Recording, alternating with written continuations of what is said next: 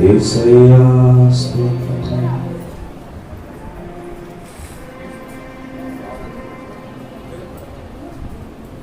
ప్రభువా నీకు వందనాలు, స్తోత్రం స్తోత్రం స్తోత్రం. వందనాలు ప్రభువా. దేవుడి గత వారం నుండి ఈ వారం వరకు మనల్ని కాచి కాపాడిన కృపను బట్టి రెండు చేతులకి దేవుడికి స్తోత్రాలు చెల్లిద్దాం. ప్రభువా నీకు వందనాలు, స్తోత్రాలు స్తోత్రాలు స్తోత్రాలు. మనుషులు ముఖాలు చూడబాకండి, దేవుడి వైపు చూడండి. మీ ఆత్మీయ నేత్రాలు తెరిచి ఆ దేవాది దేవుడు ఒక్కసారి ఏకీకృతంగా ప్రభువా ఇంతవరకు మేము ప్రాణాలతో ఉన్నామంటే అది కేవలం నీ కృపనైనా. నీ తోడు నీడ లేకపోతే మేము బ్రతకలేకపోతే. ఈ లోకంలో మాకు నిరీక్షణకు ఆధారం ఏది లేదు, కేవలం నీ కృప మాత్రమే. నీ అనాది కాలపు సంకల్పంతో మమ్మల్ని కాచి కాపాడుతున్నాం. నీ వందనాలు ప్రభువా, నీకు స్తోత్రాలు ప్రభువా. ఏకగ్రతంగా మేము ఆరాధన.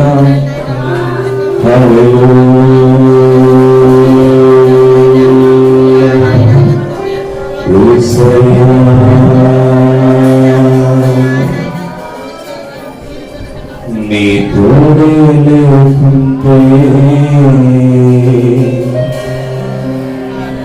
నా గుండె ఆగునయ్యా.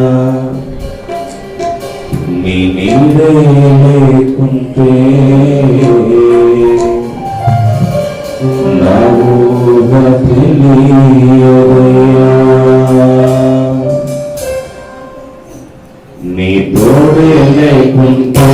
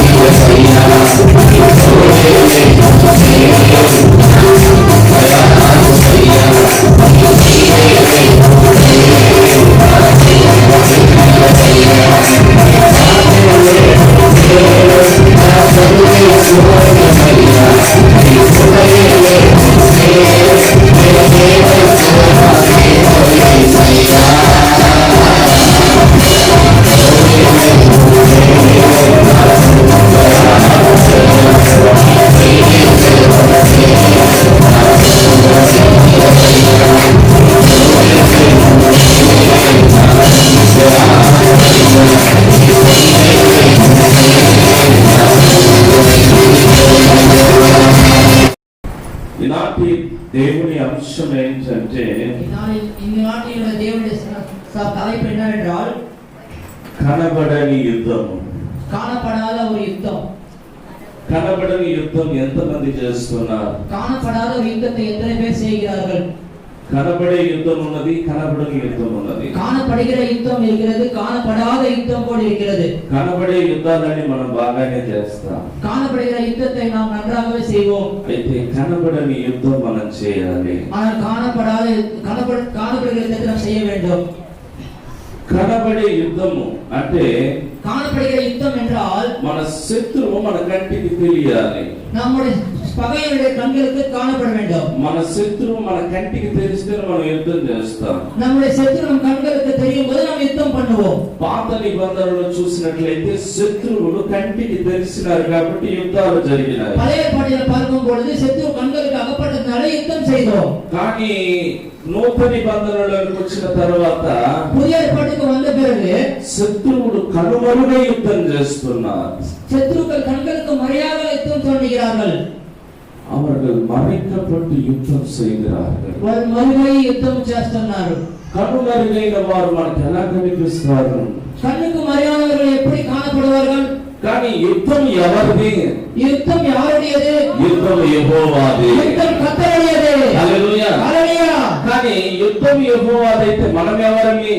యుద్ధం కర్తరుடையது என்றால் நாம் யாருடையவர்கள்? ఆయన సైనికులమై ఉన్నాం మనం. அவருடைய போர் வீரர்களாய் இருக்கிறோம். నా ప్రియ దేవుని బిడ్డలారా, ప్రియమైన దేవ పిల్లలే, దేంట్లో మనం సైనికులమై ఉన్నాం? ఎదురైన పోర్ వీరர்களாய் இருக்கிறோம். ఏ యొక్క యుద్ధంలో మనము నిపుణత కలిగి ఉన్నాం?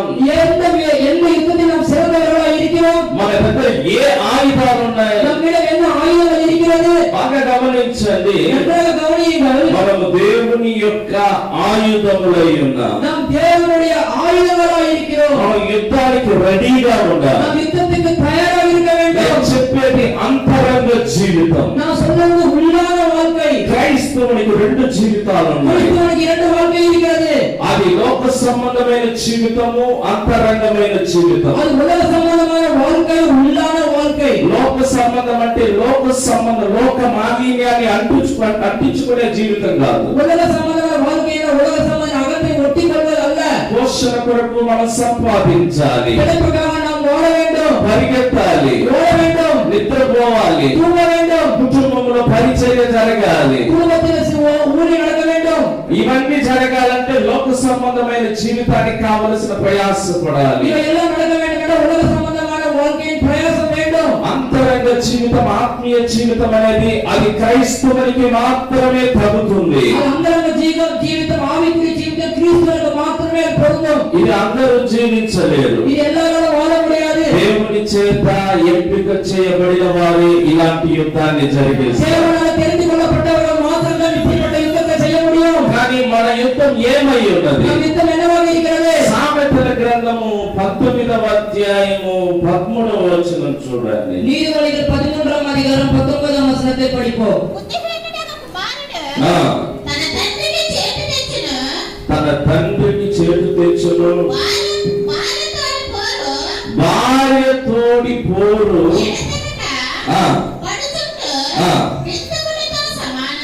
ఈ వాక్యాన్ని బాగా గమనించండి. తమిళ పడిగయా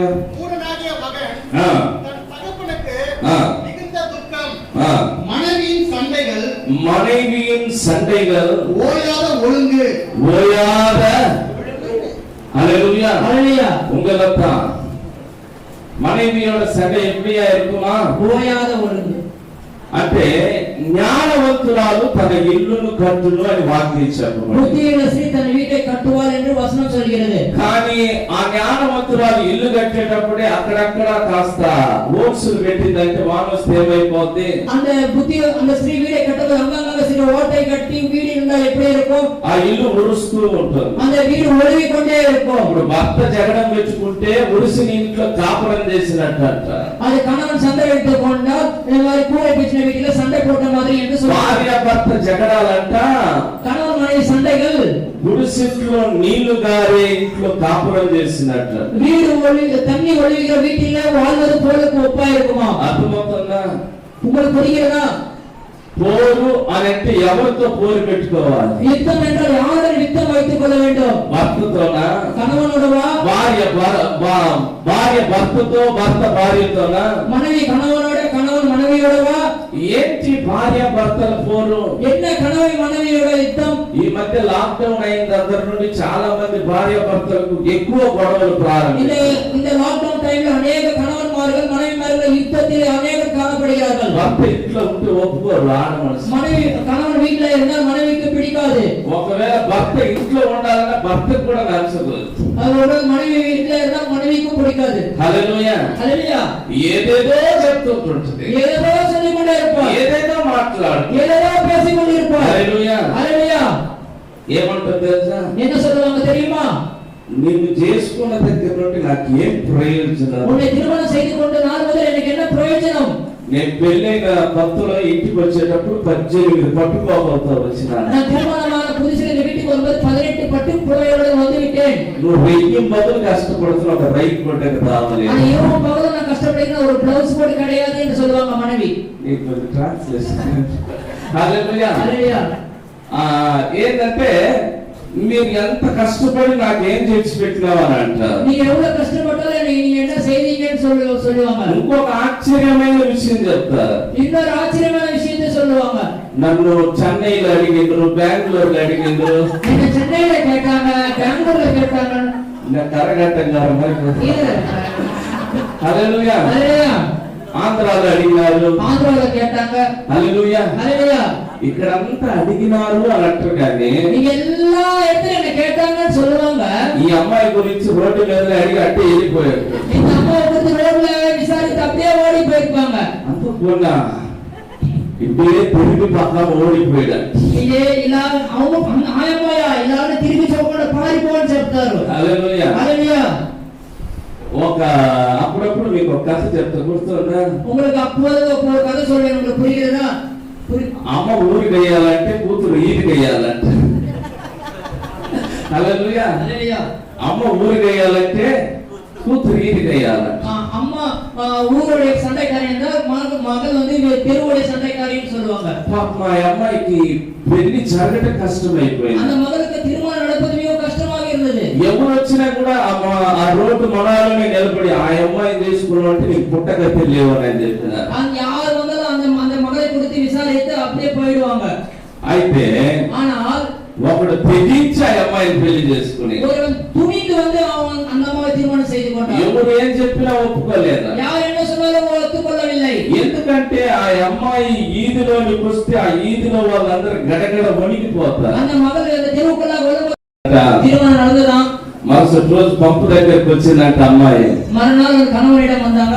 అమ్మాయి మీ ఇంటాయన బాగున్నాడంటే, మా ఇంటాయనకి ఏమి నేను చెప్పినట్టే ఉంటాడని. என் கணவன் நல்லவே இருக்கிறார், நான் சொன்னது போல நடந்துக்கிறார் என்று சொன்னாங்க. ఒక వారం తర్వాత అబ్బాయి అన్నాడంట, ஒரு வாரம் கடந்த பிறகு அந்த மகன் சொன்னார், అమ్మ మన సినిమాకి వెళ్దామన్నాడు. நாம் సినిమాకు పోவோம் என்று சொன்னார். సరే ఈ మాట నమ్మి అమ్మ సినిమాకు పిలుస్తున్న పొమ్మంటావా అని అడిగిందంట. అమ్మ கிட்ட வந்து అమ్మ సినిమాకు கூப்பிடுறார், போகட்டுமா என்று சொன்னார். అమ్మ ఇంత లోపల మన తడాకా చూపియద్దు, நம்முடைய கெத்து காட்டினால நீங்க போ என்று சொன்னார்.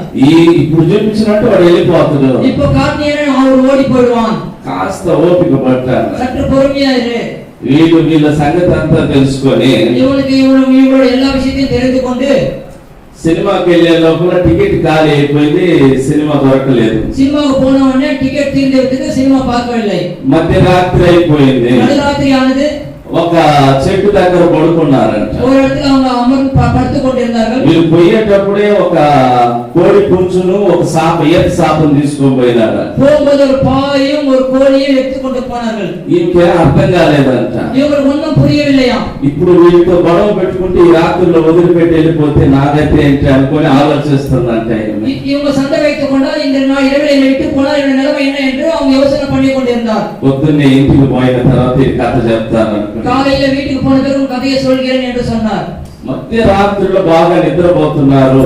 నడురాత్రి నன்றாக தூங்குகிறார்கள். 4 గంటలకు లేచింది, కోడి పుంజు కూసిందంట. 4 மணி ஆன உடனே இந்த கோழி கூவிச்சாம். వీడు అపరాధం లేచి ఆ కోడి పుంజును పట్టుకొని కుతి కోసేశాడు. இவன் அப்படியே விசாரித்து பக்கத்தில் இருந்து கொண்டு அந்த கோழியின் கழுத்தை அறுத்தாராம். నన్ను అడగకుండా ఎందుకు కోసినవని అడిగిందంట. என்ன கேட்காமல் ஏன் கோழி நீ கூவினா என்று கோழியை கேட்டாராம். భార్యకి ఏం అర్థం కాలేదు, వీడే సామాన్యుడిలాగా లేడే అనుకునేది. மனைவிக்கு ஒன்றும் புரியவில்லை, இவன் சாதாரணமாக இல்லையே என்று புரிந்து கொண்டாள். కాస్త పడుకొని 6 గంటలకు లేచినాడంట. சற்று தூங்கி 6 மணிக்கு எழுந்த உடனே ఆ ఈత సాప అలాగనే చుట్టుకునేదంట. அந்த பாயை அப்படியே சுருட்டி கொண்டாங்க. అదలా లేచి కత్తిసి ఆ ఈత సాపను ముక్కలు చేసినారంట. அப்படியே எழுந்து அந்த பாயை துண்டு துண்டாக்கினாள். నేను లేనే లేదు, అత్తలప్పుడు చుట్టుకుంటాను. நான் எழுதுவே இல்லை, அதுக்குள்ள நீ அந்த பாயை சுட்டுவாய் என்று கேட்டார். అమ్మాయికి అర్థమైపోయింది. இது இந்த மனைவிக்கு புரிந்து விட்டது.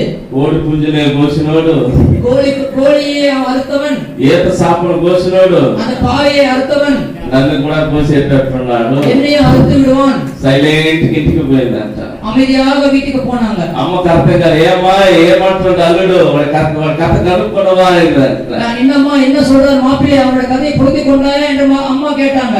అమ్మా அம்மா 4 గంటలకు కోడి కోసి కుత్తి కోసినోడు 4 மணிக்கு சேவல் கூவனே கழுத்தை அறுத்தவன் அவன். వాడు జోలికి బాగుపడదమ్మా, அவனுடைய பேச்சுக்கு போக வேண்டாம். మన సంగతి బాగా తెలిసి వచ్చి ఉంటాడు, நம்மை பற்றி நன்றாக தெரிந்து கொண்டே அவன் வந்தான். మనకు మించినోడు అనేది. நமக்கு மிஞ்சி போனவன் அவன். నేను ఈ మాటలు ఎందుకు చెప్తున్నానంటే, நான் இந்த வார்த்தையை ஏன் சொல்கிறேன் என்றால், భార్య భర్తల మధ్య పోరు ఎడతెగని మంచు బిందువులతో సమానం అంట. மனைவி கணவன் மனைவியை போல் இடைவிடாத ஒரு போரா இருக்கிறதா. ఆ నీళ్లు పడుతూ ఉంటే ఆ ఇంట్లో మనము కుటుంబం జరపనవద్దా? அந்த தண்ணி ஒழுகும் போது குடும்பம் நடத்த முடியுமா? ఎంత చిరాకుగా ఉంటుంది, எவ்வளவு அருவருப்பா இருக்கும், ఎంత కష్టంగా ఉంటుంది. எவ்வளவு கஷ்டமாக இருக்கும். వారు ఏక శరీరమై ఉండవలసిన వారు విభేదాలతో కుటుంబం కొనసాగుతుంది. அவர்கள் ஒரே சரீரமா இருக்கிறவர்கள் பிரிவினையோடு அவங்க குடும்பம் தொடர்ந்து கொண்டே இருக்கிறது. సామెతల గ్రంథమే చెప్తుంది, వారితో పోరు పెట్టుకోకూడదు అని అంటుంది. நீதிபதிகள் சொல்கிறது அவர்களுடன் போர் வைத்துக் கொள்ள கூடாது என்று. ఆమె అర్థం చేసుకొని కాపురం చేయాలని వాక్యం புரிந்து கொண்டு குடும்பం நடத்த வேண்டும் என்று வசனம் சொல்கிறது. భార్యాభర్తలు ఏక శరీరమై ఉన్నారు కాబట్టి దేవుని వాక్యాన్ని లోబడి వాక్యానుసారమైన జీవితాన్ని భార్యాభర్తలు కొనసాగించాలి. ஒரே சரீரமா இருக்கிற வசனத்துக்கு கீழ்ப்படிந்து வசனத்துக்கு ஏற்றாற்போல் வாழ வேண்டும் என்று தேவ வசனம் சொல்கிறது. అలా జీవించాలంటే వారి అంతరంగములు వారి యుద్ధాన్ని జయించే వారిగా அப்படி வாழ வேண்டும் என்றால் அவங்க உள்ளத்தில் అంతరంగத்தில் యుద్ధத்தை జయింக்கிறவர்களாக இருக்க வேண்டும். అంతరంగము ఆత్మీయత ఎందుకు చెప్తున్నానంటే, అంతరంగం ఆవికూరియ నిலை என்று ஏன் சொல்கிறேன் என்றால், దేవుని మూలముగా పుట్టిన వారు లోకమును జయించురు అని గత వారంలో వాక్యాన్ని మీకు చెప్పాను. தேவன் மூலமாக பிறந்தவர்கள் உலகத்தை ஜெயிப்பார்கள் என்று கடந்த வாரம் లోకాన్ని జయించాలంటే దేవుని మూలకంగా పుట్టాలి. உலகத்தை ஜெயிக்க வேண்டும் என்றால் தேவன் மூலம் பிறக்க வேண்டும். మనం ఆత్మీయ పోరాటాన్ని పోరాడాలి. ஆவிக்குரிய போராட்டத்தை போட வேண்டும். భర్త నీ మీద ఎందుకు గొడవకు వస్తున్నాడని కాస్త నువ్వు ఆలోచించాలి. கணவன் ஏன் உன்னில் சண்டைக்கு வருகிறான் என்று நீ சற்று யோசிக்க வேண்டும். భార్య నీ మీద ఎందుకు గొడవకు వస్తుందని నీవు ఆలోచించాలి. மனைவி ஏன் உன்னில் சண்டைக்கு வருகிறாள் என்று நீங்கள் யோசிக்க வேண்டும். చిన్న చిన్న మనస్పార్థములను ఇద్దరు కలిసి మాట్లాడి దాన్ని పరిష్కారం చేసుకోవాలి. சின்ன சின்ன கருத்து வேறுபாடு வரும் பொழுது ஒருவர் பேசிக்கொண்டு அதுக்கு ஒரு தீர்வை காண வேண்டும். ఎవరు గొప్ప అని తేల్చుకునేదానికి భార్యాభర్తల మధ్య హోదాలేమి లేవు. யார் பெரியவன் யார் பெரிய தெரிந்து கொள்வதற்கு மனைவி கணவனுக்குள்ள ஒரு அந்தஸ்து ஒன்றும் இல்லை. ఇద్దరు ఏక శరీరం అని వాక్యం చెప్తుంది.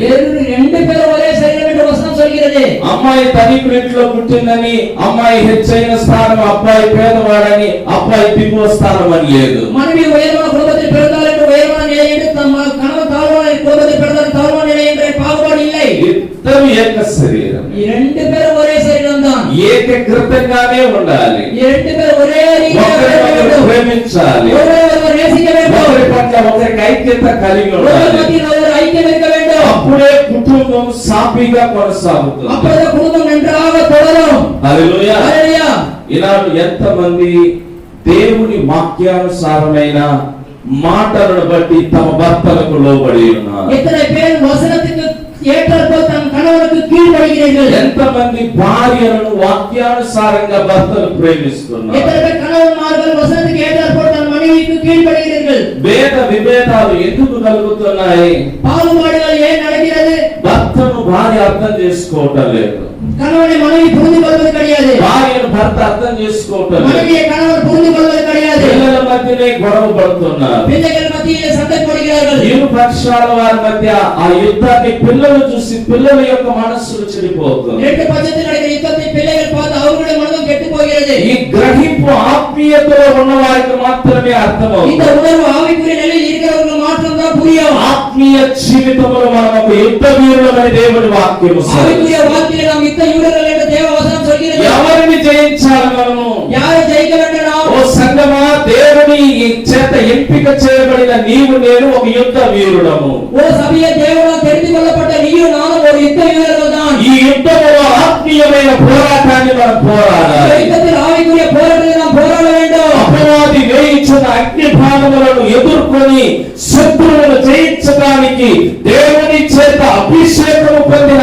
ఆత్మీయమైన దేవుని బిడ్డలుగా మనం ఉండాలి. பிசாசானவன் போடுகிற அம்புகளை எதிர்த்து ஆவிக்குரிய பிள்ளைகளை தேவனால் தெரிந்து கொள்ளப்பட்ட பிள்ளைகளை நாம் வாழ வேண்டும். దేవుడిచ్చు సర్వాంగ కవచమును మనం ధరించుకోవాలి. దేవుడిచ్చిన సర్వాంగ కవచத்தை நாம் ధరించి கொள்ள வேண்டும். అపవాదిని మనం ఖండించాలి.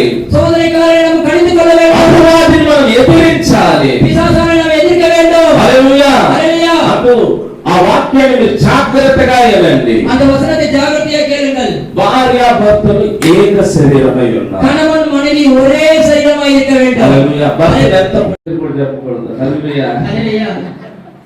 ఒక ఆమె ఇటు పెట్టుకుంటుంది బైబిల్. ஒரு அம்மா இப்படிதான் பைபிள் வைத்து கொண்டு வந்தார்கள். ఇంత పొడుగుంటుంది బైబిల్. பைபிள் மிகவும் நீளமாய் இருக்கும். మందిరంలో ఒక్కసారి కూడా ఆ బైబిల్ ఓపెన్ చేసినట్టు నేను చూడలేదు. சபையில் ஒரு தடவை கூட அந்த பைபிளை ஓபன் செய்து நான் பார்க்கவே இல்லை. హల్లెలూయా. హల్లెలూయా. ఆ వచ్చి కూర్చునిందంటే அவங்க வந்து உட்கார்ந்தாங்கன்னா ఈ నెత్తి బైబిల్ తగలద్ది. இது அந்த தலையில அப்படியே பைபிள்ல படும். ఎట్ట తగలద్దని మీరు எப்படி படும் என்று நீங்க கேட்டால் అడగాలి. ఎట్ట తగలద్ది எப்படி தொடும் என்று நீங்க கேட்கணும். ఆమె తూగిందంటే కరెక్ట్ బైబిల్ ఉంటుంది అక్కడ. அவங்க தூங்குறாங்க அப்படியே பைபிள் மேல தலை படும். హల్లెలూయా. హల్లెలూయా. వాక్యాన్ని ఎనదుగానే வசனத்தை கேட்க மாட்டாங்க. బయటకు వచ్చి గంటల తరబడి వ్యవహారం పెట్టుకుంటారు. ஆனா வெளியே வந்து மணிக்கணக்கில் அவர்கள் பேசுவார்கள். పాపం భర్త ఆ టయానికే వస్తాడు. கணவன் அந்த நேரத்துக்கு தான் வருவான் வீட்டுக்கு. ఆకలి వేసుకుంటుంది. பசிக்கும். ఈమె ఏం చేస్తుంది తెలుసా? இவங்க என்ன செய்வாங்க தெரியுமா? చెక్క బొమ్మ వ్యవహారం తెలుసా మీకు? చెక్క బొమ్మ మనకు తెలియదు కూడా. హల్లెలూయా. ఎట్ట తెలుసా? అట్లే నిలబడి ఉంటారు. அப்படியே நிற்பாங்க. గంటల తరబడి వ్యవహారం పెట్టుకుంటారు.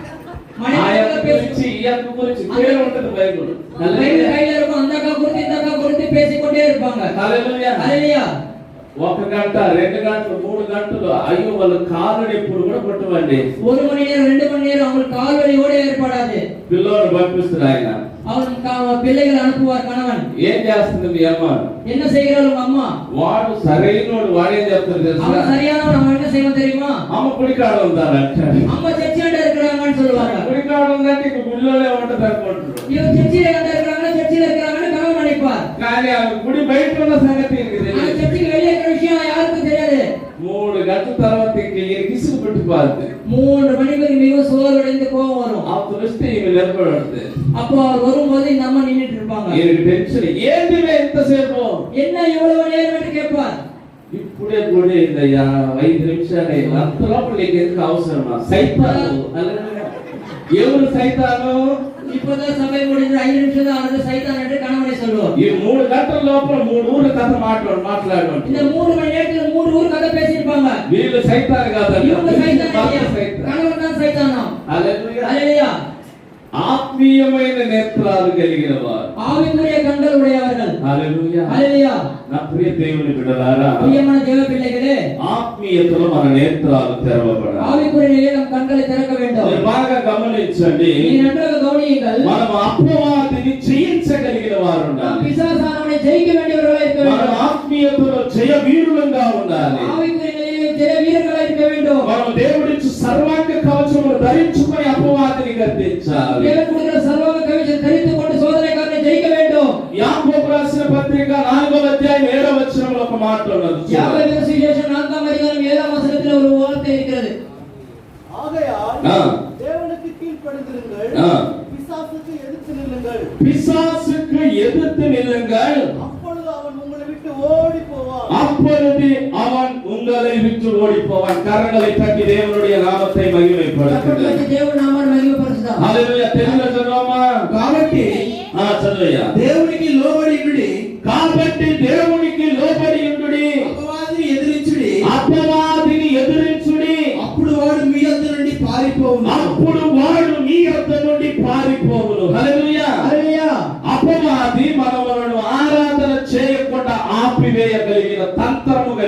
செய்வான். பிசாசானவன் நம்மை ஆராதனை செய்யாதபடி நிறுத்தக்கூடிய ஒரு தந்திரம் உள்ளவன். పాత నిబంధన గ్రంథంలో చూసినట్లయితే శత్రువు తన కంటికే తెలిసినట్లున్నందువలన యుద్ధాన్ని చేసి జయించినారు. பழைய ஏற்பாட்டிலே శత్రువు கண்களுக்கு முன்பாக தெரிவதனால யுத்தம் செய்து ஜெயிக்க முடியும். పాత నిబంధనలో శత్రువు కనపడలేదు. பழைய ஏற்பாட்டிலே శత్రువు కనపడவில்லை. ఎందుకంటే యేసయ్య ప్రేమతోనే సమస్తమును జయిస్తున్నాడు. ஏன்னா இயேசுவானவர் அன்பினாலே சகலத்தையும் ஜெயித்திருக்கிறார். కానీ ప్రేమకు వ్యతిరేకం ఏంటి?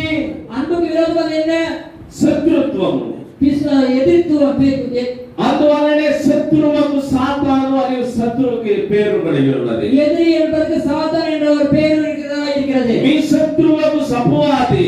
இந்த எதிரியான பிசாசானவன். ఆ అపవాదిని ఎదురించని వాడు మీ యొద్ద నుండి పారిపోవునని వాక్యం. அந்த பிசாசானவன் உண்மையிலிருந்து ஓடி போவான் என்று வசனம் சொல்கிறது. అపవాదిని ఎలా ఎదిరించాలి? பிசாசை எப்படி எதிர்க்க வேண்டும்? మనం సర్వాంగ కవచాన్ని ధరించుకోవాలి. సర్వాంగ కవచத்தை நாம் ధరించుకోవాలి. అపవాదిని జయించాలంటే మన ఆత్మీయ నేత్రాలు తెరవబడాలి. பிசாசனை ஜெயிக்க வேண்டும். ஆவிக்குரிய கண்கள் திறக்கப்பட வேண்டும். ఎంతమంది ఆత్మీయ జీవితంలో అపవాదిని జయించగలిగిన పౌరుషము కలిగిన వారు, రోషము కలిగిన వారు ఉన్నారు. எத்தனை பேர் வாழ்க்கையிலே பிசாசை ஜெயிக்கிற ஒரு ரோஷம் உள்ளவர்களாக இருக்கிறீர்கள்? హల్లెలూయా. హల్లెలూయా. మీకు చిన్న కథ చెప్పి నేను వాక్యంలోనికి వెళ్ళిపోతాను. சிறிய கதையை சொல்லி நான் செய்திக்குள்ளாக போகிறேன். ఒకనొక ప్రదేశంలో ఒక దైవ సేవకుడు ఈ రీతిగా మంచి దైవ జనులు, దేవుని బిడ్డలు వాక్యాన్ని వింటున్నారు. దైవ సేవకుడు దేవుని వర్తమానాన్ని అందిస్తున్నాడు. ஒரு இடத்திலே தேவதாசன் செய்தியை கொடுக்கிறார். தேவ ஜனங்கள் செய்தியை கேட்டுக் கொண்டிருந்தார்கள். కుప్పలు తిప్పలుగా సంఘములో దేవుని విశ్వాసులందరూ ఉన్నారు. அதிகமாக தேவனுடைய விசுவாசிகள் சபையில் இருக்கிறார்கள். ఆ రోజు టాపిక్ ఏం తెలుసా?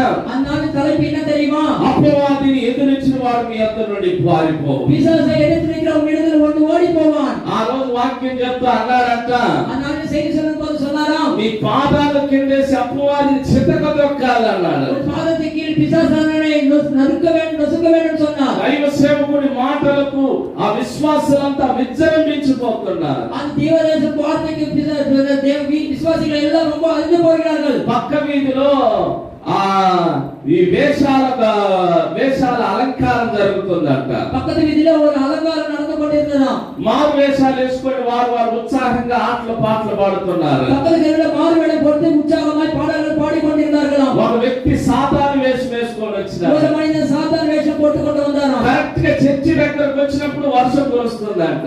சரியாக சபையில வரும் பொழுது மழை பெய்யுதாம். ఆ వర్షానికి మేకప్ అంతా జారిపోతుందని அந்த மலைக்கு அந்த மேக்கப் எல்லாம் போகுதுன்னு ఆ நினைத்து చర్చి చాటుకు వచ్చాడంట. அந்த చర్చి ஓரமாக வந்தானாம். ఇప్పుడు పాస్టర్ గారు చెప్తున్నాడు, అపవాదిని చితకదొక్కాలి, அப்பவாதியை நாம் நசுக்க வேண்டும் என்று, అపవాదిని ఎదిరించాలి. பிசாசானை எதிர்க்க வேண்டும் என்று ఆయన பாஸ்டர் మాటల కంట ఆ వేషం వేసుకున్నాడు. పాస్టర్ గారు బాగా వాక్యం చెప్తుంటే అటు చూశాడంట. அந்த వార్తలకు அந்த వేషపు పాస్టర్ நல்ல వచనం சொல்கிறார் என்று அந்த వేషக்காரன் அப்படி ఆ பார்த்தான். బయట నుండి చూసేవాడిని పాస్టర్ చూసేశాడంట. வெளியில இருந்து பார்க்கிறவனை பாஸ்டர் பார்த்தாராம். నా మెసేజ్ కి అపవాది వచ్చేసినాడు అనుకొని என்னுடைய மெசேஜுக்கு பிசாசே வந்துட்டான் என்று சொல்லி ఇట్లే ఒక దావనిందంట. இப்படியே ஒரு வழி இருந்ததாம். సరిగ్గా పాస్టర్ గారు వెళ్ళిపోయినారు. நேராக பாஸ்டர் போனாராம். అపవాదిని చూసి భయపడి వెళ్ళిపోయినాడు. பிசாசை பார்த்து ஓடி போனானாம். ఆ వేషం వేసుకున్నవాడికి అర్థం కాలేదు. அந்த வேஷப்பட்டவனுக்கு ஒன்றும் புரியவில்லை. విశ్వాసులు కూడా ఏది పాస్టర్ వెళ్ళిపోయినాడు అని చూస్తున్నారు. விசுவாசிகள் என்ன பாஸ்டர் ஓடி போனார் என்று பார்க்கிறார்கள். వారు కూడా సరిగ్గా ఇటు తిరిగి చూస్తున్నారు. அவர்களும் இப்படியாக பார்த்தார்களாம். ఆ వేషం వేసుకున్నవాడు సైతాన్ లాగా నిలబడుకొని ఉన్నాడు. அந்த வேஷப்பட்டவன் பிசாசை போல் நின்று கொண்டிருந்தார். చల్లగా విశ్వాసులు ఒక్కొక్కరుగా జారుకుంటున్నారు. நிதானமாக ஒவ்வொரு விசுவாசியும் வெளியே போய் கொண்டே இருந்தார்கள். ఒక పండు ముసలమ్మ ஒரு முதிர் వయது அம்மா బాగా దిట్టంగా నల్లాగా ఉంటుంది అనుకోండి, நல்ல திட்டமாக இருப்பாங்க. గోడ కానుకొని ఉందంట. அந்த செவுத்துக்கு சாய்த்து கொண்டே இருந்தாங்க. ఈయనకి అర్థం కాలేదు. இவங்களுக்கு ஒன்றும் புரியல. ఆ సైతాన్ వేషం వేసుకున్నాడు లోపలికి వచ్చాడంట. அந்த சாத்தான் வேஷம் போட்டவன் உள்ளே வந்தான். అమ్మా అందరూ నన్ను చూసి భయపడి వెళ్ళారు, నువ్వెందుకు వెళ్ళలేదు అని అడిగాడు. அம்மா எல்லாரும் என்ன பார்த்து பயந்து போனாங்க, நீங்க ஏன் போகவில்லை என்று கேட்டார். సైతాన్ అని ఆ ముసలాం అనిందంట, அந்த అమ్மா சொன்னாங்களா, అయ్యా ஐயா వీళ్ళందరూ ఆరాధించారు కానీ నేను ఒక్క మాట కూడా నేను తిట్టనే లేదా இவெல்லாம் ஆராதித்தார்கள், நான் ஒரு வார்த்தை கூட உன்னை திட்டவே இல்லை, నేను నీ మనిషినయ్యా అని. நான் உன்னுடையவள் ஐயா என்று சொன்னார். ஹல்லேலூயா. సైతాన్ మనుషులు చాలా మంది ఇక్కడ ఉన్నారు. பிசாசு மனிதர்கள் அநேகர் இங்கே இருக்கிறார்கள். సరే ఎందుకు వెళ్ళలేదు, నన్ను చూస్తే భయం లేదా అంటే, ஏன் நீங்க போகல, என்னை பார்த்து பயம் இல்லையான்னு கேட்கும் பொழுது, నేను గమ్మక్కలు లేయలేదయ్యా. நான் உடனே எழுத முடியாது ஐயா. హల్లెలూయా. హల్లెలూయా. కొంతమంది కూర్చున్నారంటే పైకి లేయలేరు. சில பேர் உட்கார்ந்தாங்கன்னா உடனே ஏஞ்சிக்க முடியாது. సైతాన్ వచ్చినా కూడా లేయలేరు. சாத்தான் வந்தா கூட அவங்களால எழுந்திருக்க முடியாது. హల్లెలూయా. హల్లెలూయా. కానీ అపవాదిని మనం జయించాలి. பிசாசானவனை நாம் ஜெயிக்க வேண்டும். అపవాదిని ఆత్మీయ నేత్రాలతో మనం చూడాలి. பிசாசானவனை ஆவிக்குரிய கண்களினாலே நாம் பார்க்க வேண்டும். అపవాదిని ఎదురించి వాడిని యొద్ద నుండి పారిపోవునని ఉంది. பிசாசை எதிர்த்து நில்லுங்கள், அப்பொழுது அவன் உங்களை விட்டு ஓடி போவான். ఎలా అపవాదిని ఎదిరించాలి? எப்படி பிசாசானவனை ஜெயிக்க வேண்டும்? అపవాదిని ఎదిరించాలంటే మనకి ఏం కావాలి? பிசாசானவனை ஜெயிக்க வேண்டும் என்றால் நமக்கு என்ன வேண்டும்? ఎఫెసీయులకు రాసిన పత్రిక 6వ అధ్యాయం 11వ వచనం చూడండి. எபேசியர் 6:11 வசனம். ఆ பிசாசின் தந்திரங்களோடு ఆ எதிர்த்து நிற்க ఆ ஞானி உள்ளவர்களாகும்படி ఆ தேவனுடைய ఆ சர்வாயுத வர்க்கத்தையும் ఆ தரித்துக் கொள்ளுங்கள். సర్వాయుధ వర్గத்தையும் ధరిத்துக் కొల్లుங்கள். తెలుగులో చదవమా? ఆ అపవాది తంత్రములను ఎదిరించుటకు శక్తివంతుడగునట్లు దేవుడిచ్చు సర్వాంగ కవచములను ధరించుకొనుడి. హల్లెలూయా. హల్లెలూయా. ఇక్కడ బాగా గమనించండి. கவனியுங்கள். దేవుని మందిరానికి వచ్చేది ఎందుకు? దేవుని సభకి வருவது எதுக்கு? దేవుని ఆరాధించేది ఎందుకు? దేవుని ఆరాధించేది పాటలు పాడేది ఎందుకు? పాటలు పాడేది ఎందుకు? ఎన్నో కాలాలుగా మన క్రైస్తవులుగా ఉన్నాం ఎందుకు? కాలకాలంగా క్రైస్తవులుగా இருக்கிறோம் ஏன்? రెండు జీవితాలని చెప్పినారు. இரண்டு வாழ்க்கை சொன்னேன். కానీ కొంతమంది మందిరంలోకి వచ్చి కూడా లోక సంబంధమైన జీవితాన్ని ఆశీర్వదించని ప్రార్థన சில చేస్తారు. பேர் உலக சம்பந்தமான வாழ்க்கை வந்து ஆசீர்வதிங்கள் ஆசீர்வதிங்கள் ஜெபிக்கிறார்கள். లోకంలోకి వెళితే లోకములు అన్ని దొరుకుతాయి. உலகத்துக்கு போன உலகத்தில் எல்லாம் கிடைக்கும். లోకంలో కష్టపడితే ఏదన్నా నీకు దొరుకుతుంది. உலகத்தில் கஷ்டப்பட எதுவும் உங்களுக்கு கிடைக்கும். కానీ మందిరంలోకి వస్తే నువ్వు ఆత్మీయతను వెతకాలి. ஆனா சபைகள் வந்து ஆவிக்குரிய లోకములో వెతికింది నీకు నిలబడదో కానీ உலகத்தில் தேடுதல் என்பது நிற்குமோ நிற்காதோ ఆత్మీయతలో వెతకబడింది నీతోనే ఉంటుంది, నీలోనే ఉంటుంది, నిన్ను నడిపిస్తుంది. ஆவிக்குரிய ரீதியில் தேடும்போது அது உங்களுடைய இருக்கும். దేవుని వాక్యం సెలవిస్తుంది, వెతుకుడి మీకు దొరకబడును. தேவனுடைய வசனம் சொல்கிறது தேடுங்கள் அப்பொழுது கண்டுபிடிப்பீர்கள். దేవుని మందిరానికి వచ్చి కూడా కొంతమంది బయట ఉన్న వాటిని వెతుకుతారు. சில பேர் தேவனுடைய சபைக்கு வந்து வெளியே இருக்கிறதை தேடுகிறார்கள். దేవుని మందిరానికి వచ్చి ఏం వెతకాలి? தேவனுடைய சபைக்கு வந்து என்ன தேட வேண்டும்? ఆత్మీయతను వెతకాలి, ஆவிக்குரிய நிலையை தேட வேண்டும். పరిశుద్ధతను వెతకాలి. பரிசுத்தத்தை தேட வேண்டும். వీటన్నిటికంటే మన లోక సంబంధమైన జీవితాన్ని చెరగొడుతున్న, పాడు చేస్తున్న, మన ఆశీర్వాదాలను దొంగలిస్తున్న ఆ అపవాదిని జయించగలిగిన సర్వాంగ కవచాన్ని ఇక్కడే వెతుక్కోవాలి. நம்முடைய ஆவிக்குரிய வாழ்க்கையை நிலைకొలిக்கிற பிசாசானை எதிர்த்து நிற்கிற சர்வாங்க வர்க்கத்தை நம் கையில வைத்துக் கொள்ள வேண்டும். ఏంట సర్వాంగ కవచము? என்ன அந்த சர்வாங்க வர்க்கம்? ఆ 2 కొరింథీ 10వ అధ్యాయం 4-5 వచనాలు చదవండి. 2 కొరింథీయులు 10:4-5.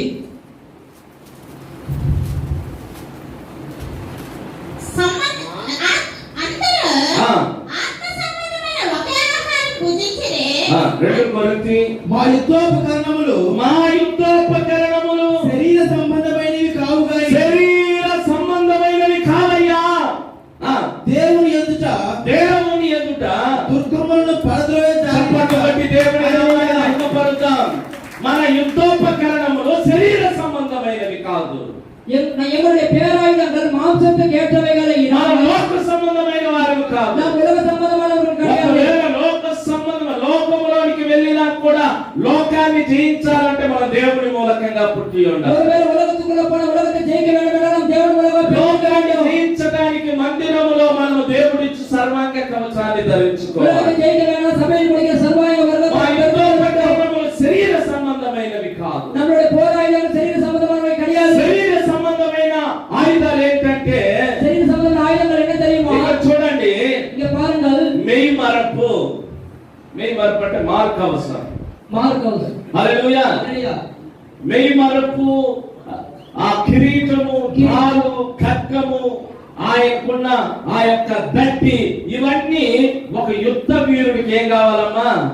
ఇలాంటి యుద్ధోపకరణాలు కావాలి. இப்படிப்பட்ட போராயுதங்கள் ஒரு இந்தியருக்கு தேவை. కానీ ఈ యుద్ధోపకరణములు இந்த போராயுதங்கள் లోక సంబంధమైన యుద్ధాన్ని జయించడానికి ఉపయోగపడతాయి. లోక సంబంధమైన యుద్ధాన్ని చేయడానికి பயன்படும். అయితే దేవుని వాక్యం చెప్తుంది, దేవుని వచనం சொல்கிறது, ఇది శిరస్త్రాణం అంటే ఏంటి?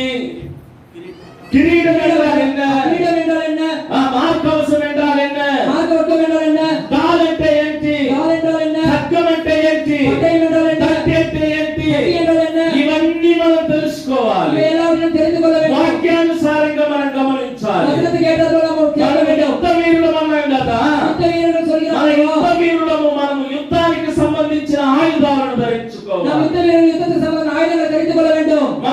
పోరాటాన్ని நாம் ஒரு పోరాడబోతున్నాం. போராட்டத்தை போராடுகிறோம். అది ఆత్మీయమైన పోరాటం. அது ஆவிக்குரிய போராட்டம். ఎంత యుద్ధోపకరణము, என்ன அந்த போராட்டம்? ఎంత సర్వాంగ కవచము. என்ன அந்த సర్వాంగ వర్గం? దేవుని వాక్యము సెలవిస్తుంది. దేవుని వచనం சொல்கிறது. ఎఫెసీయులకు రాసిన పత్రిక ఎఫెసీయులకు రాసిన సువిశేషం 6వ అధ్యాయం 12వ వచనం. 6:12 ఏలయనగా మనము పోరాడినది శరీరులతో కాదు గాని ఎవరితో మనం పోరాడుతున్నాము? మనం అక్కింటోళ్ళు పక్కింటోళ్ళతో కాదు పోరాడేది.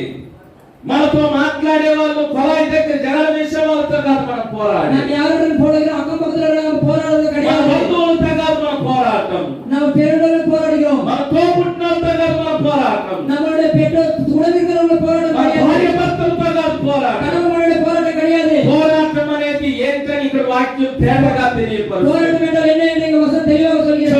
చదవయ్యా కానీ ప్రధానులతోను అధికారులతోను ప్రస్తుత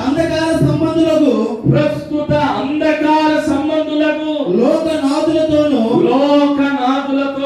ఆకాశ మండలమందున్న దురాత్మల సమూహములతోను ఎక్కడ గమనించండి, ఎక్కడ ఉన్నారు దురాత్మలు? హల్లెలూయా.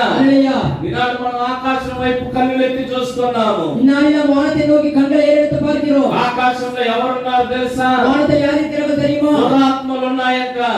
பொல்லாத ஆவிகள் இருக்கிறதா? ఈ దురాత్మలు ఏం చేస్తున్నాయి? பொல்லாத ஆவிகள் என்ன செய்கிறது? ఈ ప్రార్థన దేవుని దగ్గరకు పానివ్వకుండా చేస్తుంది. உன்னுடைய ஜெபம் தேவனுடைய போகாதபடி செய்கிறது. దేవుడిచ్చు సర్వాంగ కవచాన్ని నీకు ఇవ్వకుండా ఆపివేస్తుంది. தேவன் கொடுத்த சர்வாங்க ஆயுதத்தை உனக்கு தராமல் நிறுத்துகிறது. నీకు దేవునికి అది అడ్డుగా ఉన్నది. உனக்கும் தேவனுக்கு அந்த தடையாக இருக்கிறது. కానీ ఈ యుద్ధోపకరణములు దేవుడు అనుగ్రహించు సర్వాంగ కవచం. இந்த யுத்தம் போராட்டங்கள் தேவன் கொடுக்கிறது.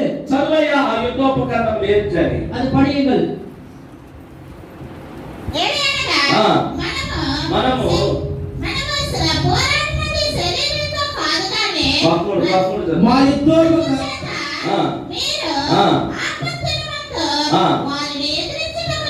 వారిని ఎదిరించినప్పుడు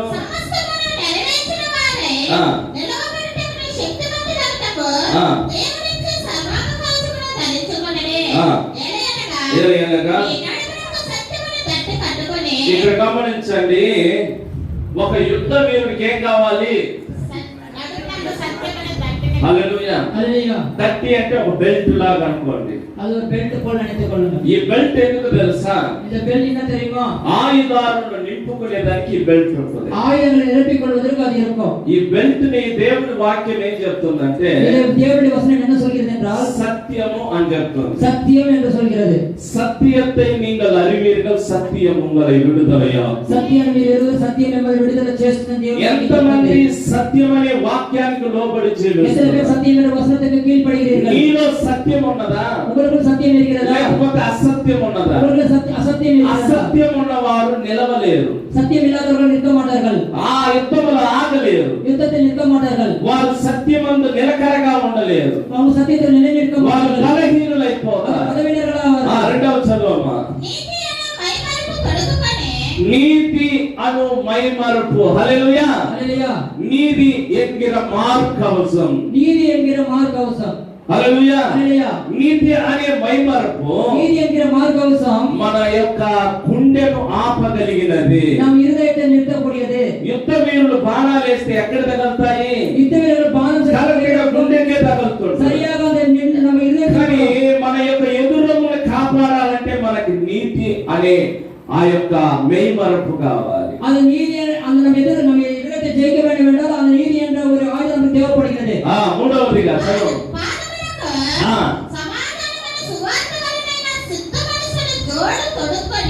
సమాధానముకు సిద్ధ మనసు కలిగిన జోడు దొరుకుకోవాలంట.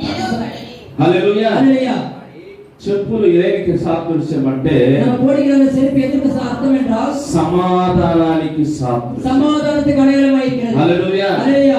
ఈనాడు నువ్వు ఏం చెప్పులు వేసుకొని ఉన్నావు? நீ என்ன செருப்பு போட்டுக் கொண்டிருக்கிறாய்? మోసే ఒక చెప్పులు వేసుకున్నాడు. మోసే ఒక செருப்பை போட்டுக் అయితే கொண்டிருக்கிறார். దేవునికి అంగీకారంగా లేదు. ఆ దేవునికి అంగీకారంగా இல்லை. మోసే నీ చెప్పులు విప్పిరా అంటున్నాడు. మోసే உன்னுடைய பாதரட்சியை வெளியே கிளட்டி வா என்று ஆண்டவர் சொன்னார். నేను ఒక చెప్పులను ఇస్తాను. நான் ஒரு பாதரட்சியை சொல்கிறேன். ఎందుకు మోసేకి దేవుడు చెప్పులు ఇచ్చినాడు? ஏன் மோசேக்கு தேவன் பாதரட்சியை கொடுத்தார்? బాగా గమనించండి. இரண்டாவது கவனியுங்கள். ఆ రోజులలో మనుషులు ఎలాంటి వారంటే అన్నాళ్ళ జనాలు என்னவென்றால் సాత్వికుడు ఎవడు లేడంట. சாந்த குணமுள்ளவன் யாரும் இல்லை. ఒకరి మీద ఒకరికి ద్వేషము, కక్ష, పగ, ఈర్ష్య. ஒருவர் மீது ஒருவர் பகை, வெறுப்பு, பொறாமை எல்லாமே இருந்தது. ఆ రోజుల్లో ఎలా ఉన్నదంటే ஆனால் எப்படி இருந்தார்கள் என்றால் ఒకరిని కొట్టి చంపి పాతి పెట్టిన మోసేని చూసి సాత్వికుడా అని అంటున్నారు. ஒருவனை அடித்து உதைத்த மோசேயை பார்த்து சாந்த குணமுள்ளவனா என்று கேட்கிறார். அடித்து கொன்று புதைத்து விட்ட ஒருவனை பார்த்து ஆண்டவர் எப்படி சொல்றாரு? సాంగ గుణముள்ளవనే அப்படின்றாరు. సాత్వికుడా అని దేవుడు చెప్తున్నాడు. ఎందుకు చెప్తున్నాడు?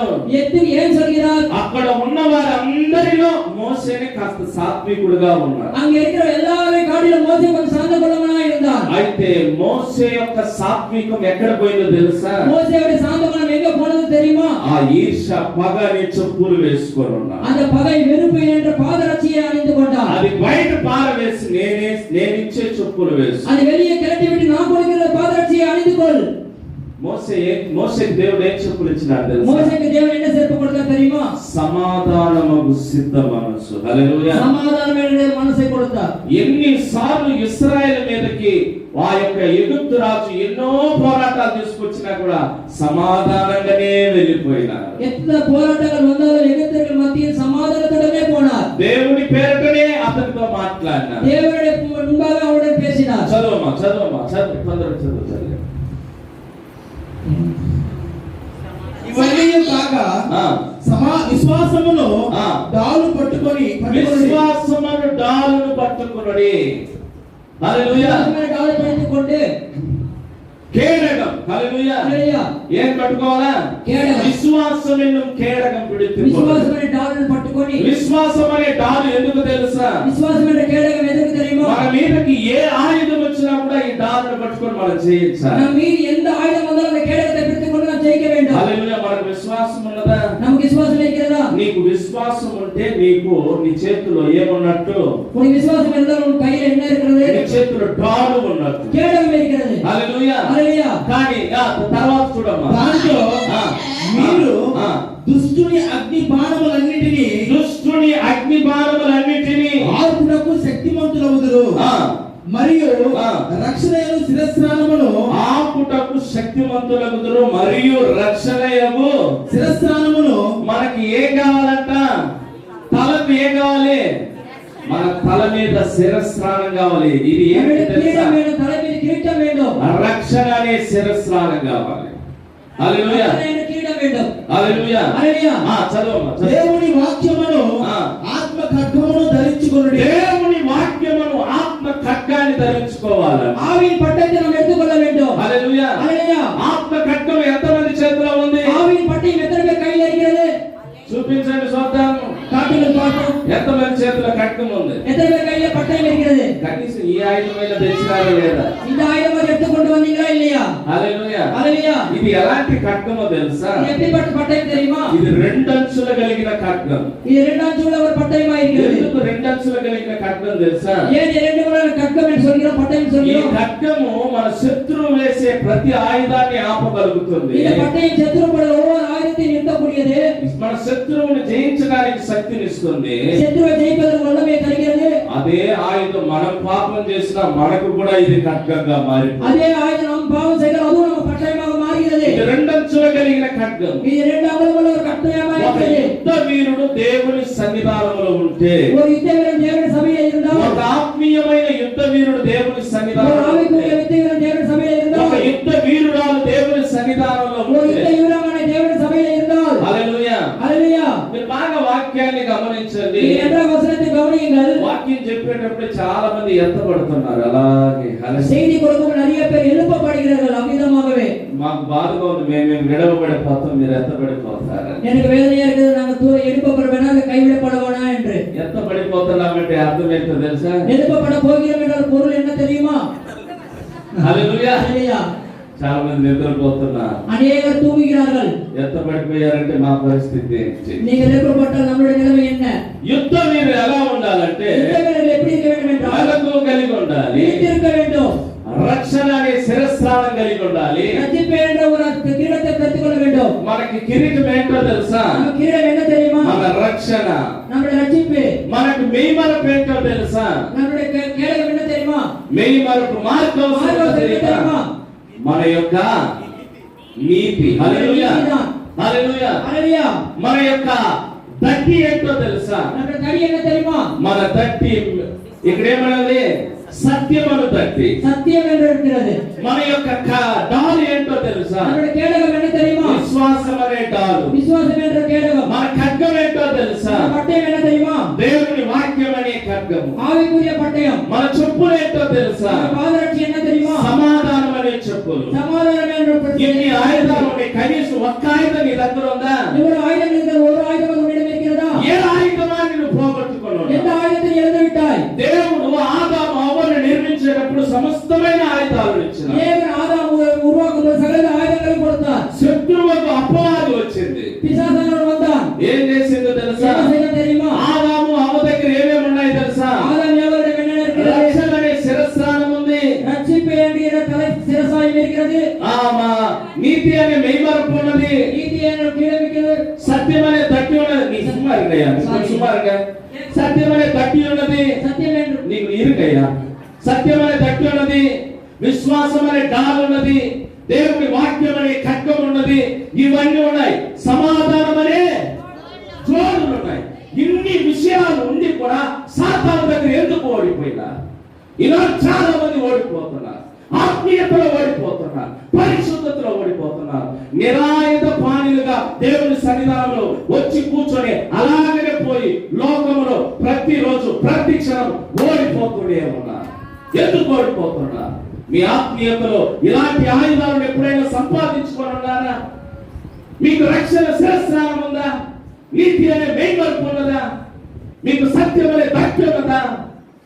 మీ చేతుల్లో డాలనేది ఉందా? వాక్యం అనే ఖడ్గం ఉన్నదా? ఎంతమంది నిరాయుధ పాండులుగా ఉన్నారు. ఆత్మీయతలో జయించలేకపోతున్నారే, పరిశుద్ధతను జయించలేకపోతున్నారే.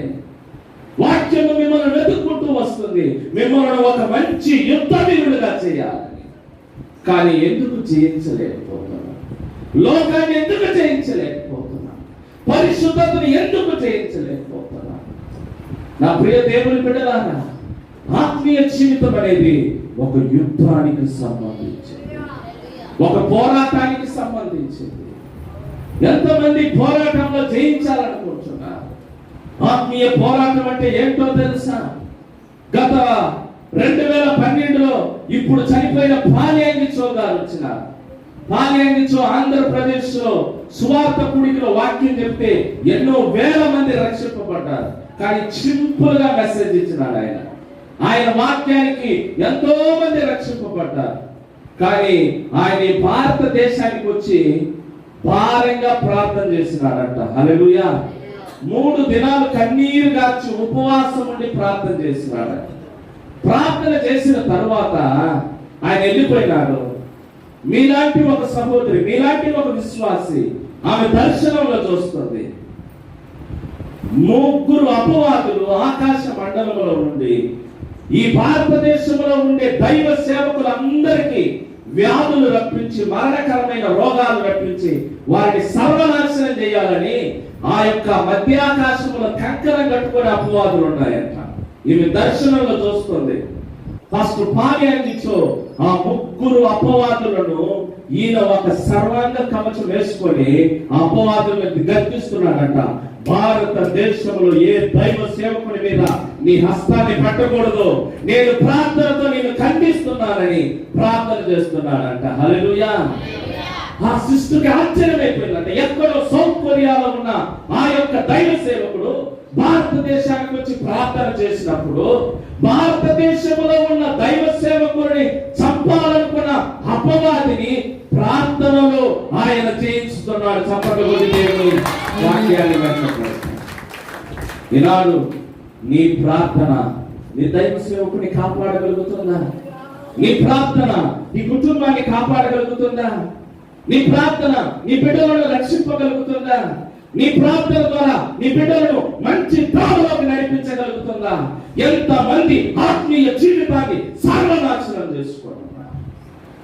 సంఘములోకి వస్తే ఏం సంపాదించుకోవాలనుకుంటున్నారు? లోక సంబంధమైన అడుగుతున్నారే. ఏమడుగుతున్నాం? లోక సంబంధాలు ఏమున్నాయి? మా బిడ్డకు పని ఇయ్యయ్యా, మా పిల్లలకి మంచి చదువుని ఇయ్యయ్యా, మాకు మంచి ఉద్యోగాలు దొరకాలి, మా పిల్లలకు పెళ్లి అవ్వాలి, మేము మంచిగా ఇల్లు కట్టాలి, మంచిగా స్థలం చూసుకోవాలి. ఇవన్నీ లోకంలో ఉన్నాయి. కానీ దేవుని మందిరంలో ఏమున్నదో తెలుసా? రక్షణ అనే శిరస్నానం ఉన్నది, నీతి అనే వేదనకు ఉన్నది, సత్యం అనే దట్టి ఉన్నది. ఇవన్నీ నీ దగ్గర ఉన్నాయా? కేవలం నిరాయుధ పానులుగా ఉన్నా, ఆత్మీయతలో జయించలేకుండా ప్రతిరోజు ఓడిపోతూనే ఉన్నా. దేవునికి ఎంత అవమానంగా ఉన్నదో తెలుసా? దాదాపు 40 దినాలు ఫిలిష్తీయుడైన ఆ యొక్క గొల్లియాతును చూసి భయపడిపోతున్న నిరాయుధ పానులుగా ఉన్నారు. ఏ ఆయుధము లేదు దావీదు దగ్గర. అయితే అన్నాడు, నేను పోయి ఆ యొక్క గొల్లియాతును చంపుతాను. ఎలా చంపుతాను తెలుసా? ఒక చిన్న రాయితో చంపుతాను. హల్లెలూయా. 40 రోజులు గడగడలాడిన వారిని చూసి అన్నాడు, మీరు ఇంకా ఎందుకు భయపడుతున్నారు? సున్నతి లేని ఫిలిష్తీయులు దేవుని చేతిలో ఎంత మాత్రం. హల్లెలూయా. ఈ లోకములో ఈ ఆయుధాలన్నీ సంపాదించుకున్నావంటే లోకములో ఎంత పెద్ద వ్యక్తిని చూసినా కూడా నీవు భయపడకుండా ఉంటున్నావు. హల్లెలూయా. నా ప్రియ దేవుని బిడ్డలారా, వాక్యాన్ని గమనించాలి. వాక్యానుసారమైన జీవితాన్ని మనం జీవించాలి. మనం ఆత్మీయతలో ఎదగాలంటే 2 విషయాలు ఉన్నాయి. లోక సంబంధమైన వాటిని ఇక్కడ అడిగేదానికి ఇది స్థానం కాదు. దేవుని వాక్యం అంటుంది, మొట్టమొదటిగా నా నీతిని, నా రాజ్యాన్ని. నీతి ఏంటమ్మా? ఇప్పుడు చూసుకున్నాం కదా. నీతి ఏంటి? మెయ్మరపు. నీతిని సంపాదించుకో. రాజ్యం దేనికి సాదృశ్యము? రక్షణకు సాదృశ్యము. కిరీటం ఉంటే కదా నీవు రాజ్యాన్ని జయించినట్టు, నీలో నీతి ఉంటే కదా నీకు మెయ్మరపు ఉన్నట్లు. హల్లెలూయా. మెయ్మరపు దేనికి సాదృశ్యం తెలుసా? దేవుని వాక్యం సెలవిస్తుంది, హృదయ శుద్ధి గలవారు ధన్యులు, వారు ఏం చేస్తారంట? హృదయ శుద్ధి అని అంటే నీకు ఏముండాలి? నీ గుండెల మీద నీతి అనే మెయ్మరపు ఉండాలి. చప్పట్లు కొట్టి దేవుని ఎంతో మంది పాడు చేసుకో. దేవుడిచ్చిన సర్వాంగ కవచాన్ని ధరించుకొని ఆదాములు నిలబడ్డారు కానీ అపవాది ఏం చేసిందో తెలుసా? ఇది నిజమా అని అడిగినప్పుడు ఏమైపోయిందో తెలుసా? దేవుని వాక్యాన్ని తప్పుదావు పట్టించి ఆ ఖడ్గాన్ని విడిచిపెట్టేసి. ఏం కావాలి? ఒక యుద్ధ వీరుడికి ఏం కావాలి? వాక్యం అనే ఖడ్గం కావాలి. కానీ దేవుని వాక్యాన్ని నమ్మనప్పుడు నీ చేతిలో ఖడ్గం ఉండి కూడా ప్రయోజనం లేదు. దేవుని వాక్యం మీద సందేహం కలిగింది ఎవరికి? ఆదాముకి. ఇప్పుడు ఖడ్గం ఉండి వేస్ట్. రెండవదిగా వాళ్ళకి ఇంకేముంది? చేతిలో ఏముంది? విశ్వాసం అనే. ఈ అపవాది వేసే మాటలకు వాళ్ళు చెవి వెక్కకుండా ఉండాలంటే దేవుని వాక్యాన్ని గట్టిగా విశ్వసించాలి. కానీ వీళ్ళకి ఏమైపోయిందంటే అవిశ్వాసం కలిగింది. ఖడ్గము లేదు, డాలు లేదు, ఒట్టి ఆయుధాలు పెట్టుకొని నువ్వేం చేస్తావు? ఈనాడు క్రైస్తవులు ఉన్నారు. రక్షణ అనే శిరస్త్రాలు ఉంది, నీతి అనే మెయ్మరపు ఉన్నది, సత్యం అనే దట్టి ఉన్నది, సమాధానం అనే జోడు తగిలించుకున్నారు. కానీ వాక్యం అనే ఖడ్గము లేదు. హల్లెలూయా. కొంతమందికి విశ్వాసం అనే డాలు లేదు. ఈ 2 ఆయుధాలు లేకుండా యుద్ధానికి పోయి ఏం ప్రయోజనం? ఒట్టి చేతులతో పోయి నువ్వు జయించగలుగుతావా? ఈనాడు కొంతమంది యుద్ధాన్ని జయించుకోవాలనుకుంటారు. యుద్ధం యెహోవాదే కదా, నేనేం చేస్తానని అనుకుంటున్నారు. నా ప్రియ దేవుని బిడ్డలారా, బాగా గమనించండి. నీ చేతికి ఏం కావాలి తెలుసా? వాక్యం అనే ఖడ్గం నీ చేతికి కావాలి. విశ్వాసం అనే డాలు కావాలి. నువ్వు దేవుని జయించాలి. దేవుని సన్నిధానంలో ఉన్న ఆ యొక్క దేవునికి నీకు అడ్డుగా ఉన్న ఆ దుర్గములను పడగొట్టాలి. హల్లెలూయా. దుర్గములను పడగొడితేనే నీకు దేవునికి మధ్య ఉన్న అడ్డు తొలగిపోతుంది. విశ్వాసం లేదే, పరిశుద్ధత లేదే, ఆత్మీయ ఆశీర్వాదాలు ఎలా ఉంటాయో తెలుసా? నీవు దేనికి పనికి మాలిన వాడిగా లోకములో ఉంటావు. కానీ దేవుని సన్నిధానంలోకి వస్తే దేవుడు ఏం చేస్తాడు తెలుసా? నిన్ను రాజులు ఎదుట నిలబెడతాడు. ఎలా రాజులు ఎదుట నిలబెడతాడు? స్వర్గీయ దైవ సేవకుడు యేసన్న గారి గురించి మీకు బాగానే తెలుసు. యేసన్న గారు ఎలాంటి వారు తెలుసా? తన బాల్య దశలో ఆయన ఏం చేస్తున్నాడంటే ఆయన మతి స్థిమితి లేకుండా పోయేసాడు. ఆయనకి ఎలాంటి జబ్బు అంటే రక్తము మడుగులుగా కక్కేస్తాడు. పిచ్చి పట్టిన వాడైపోయినాడు.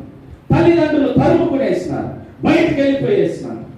అతను ఏమైపోయినాడంటే అందరూ బయట ఉన్న వాళ్ళందరూ పిచ్చోడు అని రాళ్ళతో కొట్టినారు. ఎలాంటి దౌర్భాగ్య స్థితితో తెలుసా? ఆయన ఏం చేస్తాడు తెలుసా? ఆ రైల్వే ట్రాక్ మీద అక్కడ అన్నం కింద పడేస్తుంటే పెంట కుప్పల మీద ఉన్న అన్నాన్ని తీసుకొని తిన్నాడు. మతి స్థిమితి లేదు యేసన్న గారికి. అడుక్కు తిన్నాడంట, పిచ్చివాడైపోయినాడంట. నవ్వుతూ రైలు గేట్ మీద పరిగెత్తుకుంటూ వెళ్ళేవాడంట. ఎవరన్నా అన్నం పెడితే అది సరిగా తినడానికి కూడా తెలియదంట. అన్నం తింటే మడుగులుగా రక్తం కలుగుతాడంట. ఎక్కడంటే అక్కడ ఎంగిలాకులు ఇస్తరాకులు వేస్తుంటే ఆ యొక్క ఎంగిలాకులు తీసుకొని అన్నం తింటాడంట. ఎంత దౌర్భాగ్యమైన స్థితి చూడండి.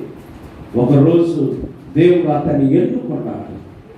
దేవుని యొక్క దర్శనం అతనికి కలిగింది. అతడు దేవుని చేత ఎంపిక చేయబడ్డాడు. గొప్ప దైవ సేవకుడు. నా ప్రియ దేవుని బిడ్డలారా, ఆయన సువార్త సేవ నిమిత్తము బయట దేశానికి ప్రయాణమైనాడు. ఫ్లైట్ లో వెళతా ఉన్నాడంట. ఫ్లైట్ లో వెళుతుంటే ఇటు పక్క ఒక కోటీశ్వరుడు కూర్చొని ఉన్నాడంట. ఇటు కుడి చేతి పక్క ఒక కోటీశ్వరుడు, మధ్యలో యేసన్న గారు కూర్చొని. వేల కోట్లకు అధిపతులు. అక్కడ ఉండే వ్యక్తులు అన్నారంట, అయ్యా మీకు అన్నం తెచ్చేదారంటే ముగ్గురికి అన్నం తెచ్చినారు. వాళ్ళు కోరుకున్న అన్నాలు ఆ ప్లేట్ నిండా ముగ్గురికి పంచిపెట్టినారు. యేసన్న గారికి చూస్తున్నారంట, వేల కోట్ల మంది, కోట్లకు అధిపతి ఇక్కడ ఉన్నారు, ఇటుపక్క కోటీశ్వరులు ఉన్నారు. కానీ యేసన్న చూసిన వెంటనే, ఆ అన్నాన్ని చూసిన వెంటనే పెద్దగా ఏడవటానికి ప్రారంభించారు. ఏడుస్తున్నారు. పక్కన ఉన్న వ్యక్తి అన్నాడట, ఆ కోటీశ్వరుడు, ఏయ్యా అన్నం నచ్చలేదా, ఎందుకు ఏడుస్తున్నావు అని అడిగినాడట.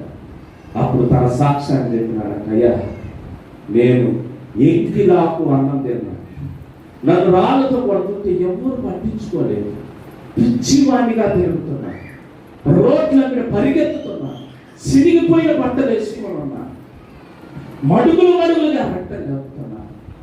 నన్ను మా అమ్మ కూడా దగ్గరికి తీయలేదు, మా తల్లిదండ్రులు తరుక్కున్నారు, పిచ్చోడ బయటికి పోరన్నా. కానీ ఎక్కడో ఒక పూట జరుగుతుంది, అక్కడ సిలువ చెంత చేరిన నాడు అని పాట పాడు, కలుషములను కడిగి. ఆ మాట విని వెంటనే ఆ స్వరాన్ని విని వెంటనే నేను పరిగెత్తుకుంటూ ఆ గుడికి దగ్గరికి పోయినాను. వారు పాడుతుంటే నాలో ఒక ఆనందం కలిగింది, ఒక వెలుగు నన్ను తాకింది, నా మతి స్థితి తెలిపోయింది. ఆ రోజు ఉదయాన్నే నేను వెళ్ళిపోయాను. హల్లెలూయా. అప్పుడు రాసిన పాటే, సర్వోన్నతుడా నీవే నాకు ఆశ్రయ దుర్గము, సర్వోన్నతుడా నీవే నాకు ఆశ్రయ దుర్గము, నాకు వినను ఎవరు లేరు, నాకు వినను ఆదరణ నీవే నా, ఆదరణ నీవే నా, ఆదరణ నీవే నా, ఆదరణ నీవే నా. సర్వోన్నతుడా నీవే నాకు ఆశ్రయ దుర్గము, నీ దినములన్నిట ఎవరు లేరట, నిలువలేరని యెహోవాకు, నీ దినములన్నిట ఎవరు లేరట, నిలువలేరని యెహోవాకు, వాగ్దానము చేసినావు, వాగ్దానము చేసినావు, వాగ్దానము చేసినావు, వాగ్దానము చేసినావు. సర్వోన్నతుడా నీవే నాకు ఆశ్రయ దుర్గము. నా ప్రియ దేవుని బిడ్డలారా, దైవ సేవకుడు ఈ రీతిగా మాట్లాడారు, నాకు ఆశ్రయదుర్గం అంటే నీవు తప్పని ఎవరు. ఆత్మీయ జీవితం ఏమనుకుంటున్నారు? కేవలం దేవుడి సన్నిధానానికి వచ్చి లోక సంబంధమైన ఆశీర్వాదాలు అడిగితే దేవుడు ఇస్తాడు కదా. ఏదన్నా ఇస్తేనే ఆశీర్వాదం అనుకొని చాలా మంది ఏమనుకుంటున్నారంటే దేవుడి సన్నిధానంలో ఎప్పుడు చూసినా అడగటానికి వస్తున్నారు. కానీ నీవు అడగటం కరెక్టే, కానీ నీవు ఏం అడుగుతున్నావు అన్న సంగతి నీకు అర్థం కాదు. క్రైస్తవుని జీవితం ఒక యుద్ధానికి సంబంధించింది. దినములు బహు చెడ్డవిగా ఉన్నాయి. సులువుగా చిక్కులు పెట్టే సాతాను మనల్ని చాలా సులభంగా పాతాళంలోనికి పడతోయాలని ఆశపడుతున్నారు. ఆది పితరులైన ఆదాము అవ్వనే మోసం చేసిన అపవాది ఈనాడు నిన్ను నన్ను కూడా మోసం చేస్తూనే ఉన్నాడు. నీ ఆత్మీయతలు కూడా నేను పడిపోతూనే ఉన్నాను. నీ పరిశుద్ధులు కూడా నేను కాపాడుకోలేదు. నీ చెప్పులు ఎలాంటివో తెలుసా? సమాధానాన్ని మాట్లాడు. ఎవరింటి దగ్గరన్నా నీ చెప్పులు విడిచిపెడితే ఏమనాలో తెలుసా? ఒక సహోదరి వచ్చింది, ఆమె సమాధానాన్ని మాట్లాడదు. ఒక సహోదరుడు వచ్చినాడు, ఆయన సమాధానాన్ని గురించి మాట్లాడుకుంటున్నాడు. సమాధానం అనే చెప్పులు నీ దగ్గర ఉన్నాయా? నిన్ను చూసిన వారు నీ తల మీద కిరీటాన్ని చూడాలి. ఎంతమంది రక్షణ లేని జీవితాన్ని జీవిస్తున్నారు, నిరాయుధ పానులుగా ఉన్నారు, ఓడిపోతున్నారు. కానీ దేవుడి వాక్యం అంటుంది, నా బిడ్డ, నేనిచ్చే సర్వాంగ కవచాన్ని నీవు ధరించుకున్నట్లయితే నీ శత్రువులకు సాతాను వేయించున్న అగ్ని పానంలో ఆత్మీయతలో మనం పరిశుద్ధత కలిగి ఏంటి నీ ఆయుధాలు అనుకుంటున్నావు? ఒకరితో గొడవ పడటం ఆయుధాలు కాదు, ఒకరిని చేయించడం నీ ఆయుధం కాదు. నీవు నీతి అనే మేమరుపుతో జయించాలి.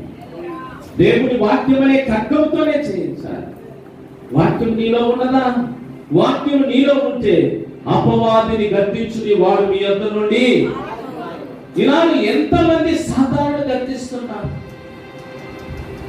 టీవీల మీదకి వచ్చిన వెంటనే, ఆ సీరియల్ చూసిన వెంటనే ఆ ఛానల్ కూడా తిప్పలేని దౌర్భాగ్య స్థితిలో క్రైస్తవులు ఉన్నారు. ఆపేయలేకపోతున్నారు. చిన్న పాప అంటుంది, మిల్కమ్మ అని మా ఇంటి దగ్గర పాప, మా తమ్ముడు కూతురు నా దగ్గరకు వచ్చి అంటుంది, డాడీ నేను సీరియల్ చూడకుండా నా కోసం ప్రార్థన చేయండి. కనీసం మా పాపకి 5 కూడా ఉండదు వయసు, సీరియల్ చూస్తున్నాను. చిన్న పిల్లల్ని ఎలా లాక్ చేసి పెట్టారో తెలుసా? పాపము పరిపాపం అయిపోతుంది, జయించలేకపోతుంది. ఒక చిన్న బాబు, ఒక చిన్న పిల్లడు, వాడి దగ్గర ఫోన్ ఇస్తేనే వాడు సైలెంట్గా ఉంటుంది. కానీ అతని మౌనానికి కారణం ఏంటో తెలుసా? పిల్లోడు సైలెంట్ అయిపోయినాడని నీవు అనుకుంటున్నావు, కానీ ఆ ఫోన్ మూలకంగా అతన్ని ఎట్లా బ్లైండ్ చేస్తుందో సైతాన్ తెలుసా? లేనిపోని కార్యాలు అతని మైండ్లోకి వెతుకుతూ ఉంటాయి. అయితే నీ తలంపులో ఏం విత్తపడాలంటే దేవుని వాక్యం. కానీ ఈ ఫోన్ మూలకంగా నీ మైండ్లోకి ఏమేమి వెళ్ళిపోతున్నాయి? వాక్యాన్ని గమనించుకోండి. ఎవరిని నమ్మటానికి వీలు పడలేదు. బాగానే ఉంటున్నాం, పరిశుద్ధతను కాపాడుకోలేదు. మాటలు మన కంట్రోల్లో లేకుండా పోతుంది. కక్షలు, పగలు, ఈర్షలు మన జీవితాల్లో ఉంటూనే ఉన్నాయి. మనం ప్రతిరోజు ఓడిపోతూనే ఉన్నాం. దేవుడు ఏం చేయించినాడు? యేసయ్య ఏం చేయించినాడు సిలువలో? చాలా మంది అంటారు, మీ దేవుడు చాలా బలహీనుడు, అందుకని సిలువలో మరణించినాడు అని అంటారు. కానీ మనకు తెలుసు, సిలువను గురించిన వార్త నశించుచున్న వారికి వెర్రితనము, రక్షింపబడుచున్న మనకి దేవుని శక్తి అని ఎందుకు చెప్పినాడో తెలుసా? ఆయన సిలువలో ఏం చేయించినాడో తెలుసా? నీవు చేసిన పాపాలనంట పత్రాలు రాసి వాటిలో సంతకాన్ని పెట్టి అపవాది చేతికిచ్చి బానిసైపోయాడు. హల్లెలూయా.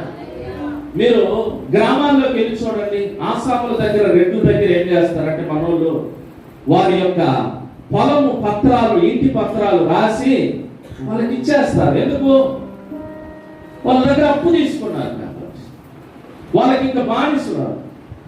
కానీ మనము కూడా సైతానికి బానిస అయిపోయినాం.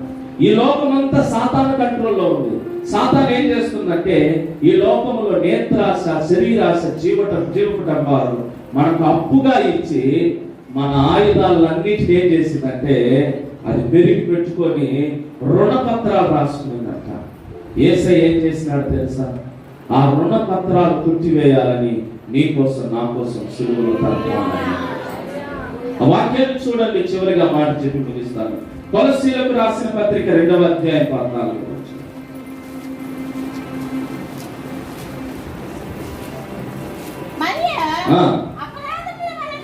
మైకిల్ చదువు.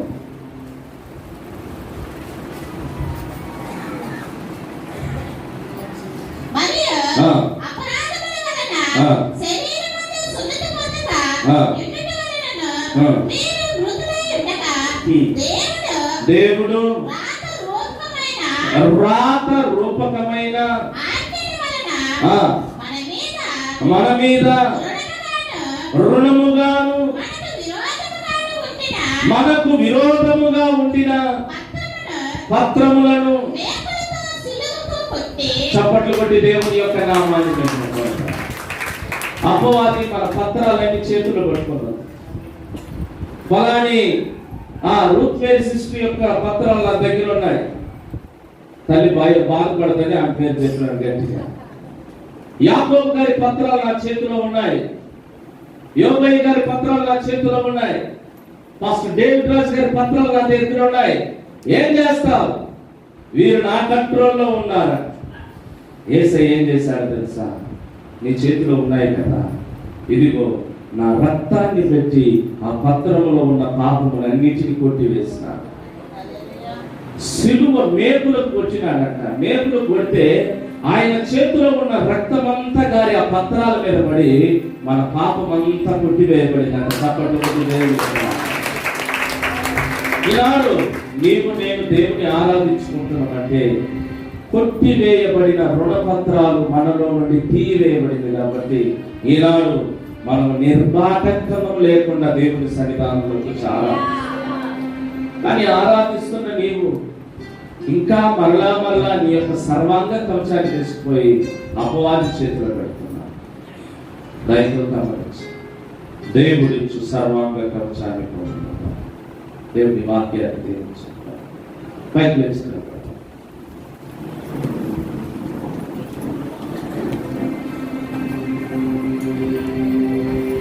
మా యుద్ధోపకరణములు శరీర సంబంధమైనవి కాదు. శరీర సంబంధమైన యుద్ధోపకరణములు ఏమి? శిరస్నానము, మెయిమరపు, డాలు, ఖడ్గము, చెప్పులు, ఇవన్నీ శరీర సంబంధమైనవి. కానీ ఆత్మీయతలో కొన్ని యుద్ధోపకరణములు ఉన్నాయి.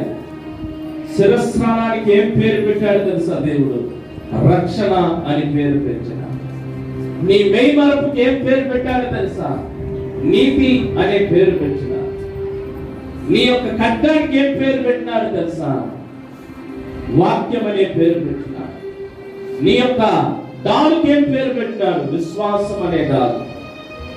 ఇలాగూ యవనస్తులను బలహీనపరుస్తున్న, యవనస్తులను రుణపత్రాలు తీసుకుని వారిని బాధిస్తున్న అపవాది ఏమంటున్నాడంటే నీ చేతిలో ఏ ఆయుధము లేదు, నువ్వు ఓడిపోయినావు. ఈనాడు కుటుంబ యజమానురాలా నీ కుటుంబంలో నువ్వు జయించలేకపోతున్నావంటే నువ్వెక్కడ ఓడిపోతున్నావు. నీ సర్వాంగ కవచం ఎక్కడ? దేవుడు అంటున్నాడు, నీవు ఆత్మీయమైన పోరాటాన్ని పోరాడుతున్నావు. నీవు ఆత్మ సంబంధమైన దేవుని బిడ్డవు. లోక సంబంధమైన వాటిని మందిరంలో వెతకబాకు.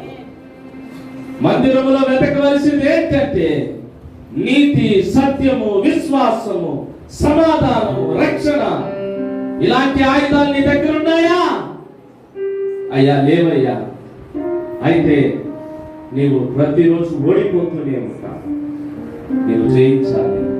దేవుని చిత్తము కూడా యేసన్న గారు జయించినారు.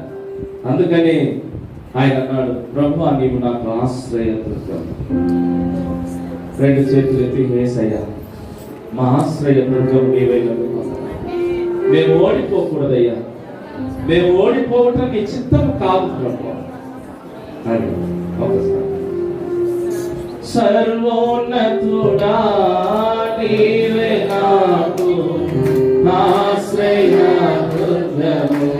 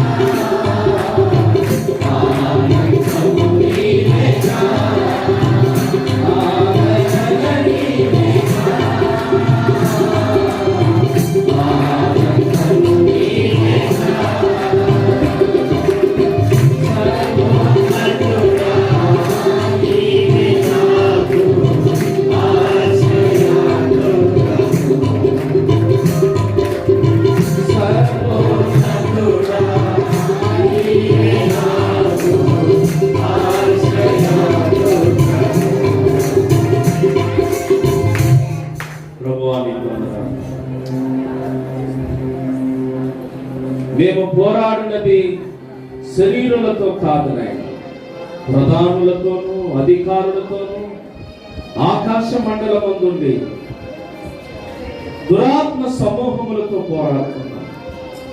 మా ఆత్మీయ జీవితాలు ప్రభువా ఎన్నోసార్లు మేము ఓడిపోయినాం నాయన. మమ్మలను జయించగలిగిన దేవుడవు నీవు, మమ్మలను జయింపచేయగలిగిన దేవుడవు నీవు. మేము ఎలా జయించాలో మాకు నేర్పించగలిగిన దేవుడు, మాకు కావలసిన యుద్ధోపకరణములు మీరు అనుగ్రహించే దేవుడు. సర్వాంగ కవచములను మాకు దయించండి. లోకమునకు ఆత్మీయతకు వ్యత్యాసాన్ని మా ఆత్మీయ నేత్రాలకు చూపించండి. పరిశుద్ధతలో మేము జయించాలి నాయన. నీ కృపతో మమ్మల్ని వర్ధిల్లించండి. ఈ పునరుద్ధాన దినమందునైన నీ సన్నిధానానికి వచ్చిన ప్రతి బిడ్డ, వచ్చిన వారు వ్యర్థంగా పోకూడదు. ప్రతి ఒక్కరు సర్వాంగ కవచములు ధరించుకొని వెళ్ళాలి. అపవాదిని ఖండించుడి, వారు నీ యొద్ద నుండి పారిపోవునని. ఏ కారణంలో బిడ్డలను ప్రభువా బానిస చేయాలనుకుంటుందో ప్రభువా, ఆ కార్యములోనైనా మీరిచ్చు సర్వాంగ కవచములు ధరించుకొని అపవాదిని ఎదిరించడానికి నీ బిడ్డలకు శక్తినివ్వండి. నీ కృపతో వర్ధిల్లింపచేయండి. నీ బిడ్డలను మీరు ఆశీర్వదించండి. పునరుద్ధానపు బలాన్ని, శక్తిని బిడ్డలందరికీ సమృద్ధిగా దయచేయండి. యేసు నామములో ప్రార్థిస్తున్నాం తండ్రి.